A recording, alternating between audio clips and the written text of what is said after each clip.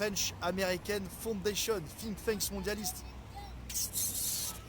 Là, c'est plus un envol, c'est directement vaisseau spatial Star Trek. Tous les vendus, tous les élus, tous ceux qui tapinent pour Washington passent par ici. Beaucoup de nos dirigeants sont des alumni, comme on dit, des anciens élèves ou des de ce qu'on appelle les young leaders, c'est-à-dire les jeunes futurs dirigeants de la French American Foundation, qui a été créée depuis maintenant, c'était sous Giscard, et qui a vocation à sélectionner les élites de demain dans une bonne entente avec les États-Unis d'Amérique.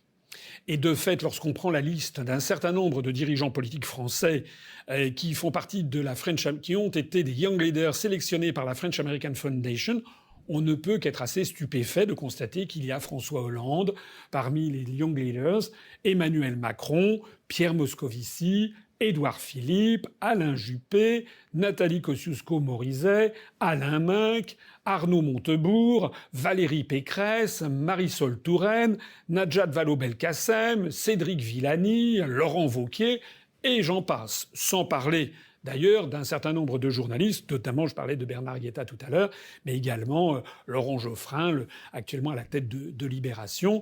Tout ça, ce sont des gens qui ont été des young leaders de la French American Foundation, donc qui ont été aux alentours entre 25 et 30 ans en général, ont été sélectionnés pour faire partie d'une espèce d'élite transatlantique et donc estampillée États-Unis d'Amérique. Et je trouve que ça pourrait arriver. D'ici quelques années, on venait à te solliciter pour occuper des responsabilités politiques en tant que, effectivement, ministre de l'écologie et 3 petits points. Quelle serait ta réponse, sincèrement, Thomas? Et ne te gratte pas le... Je me gratte le coude, déjà parce que je pense que ça va pas arriver.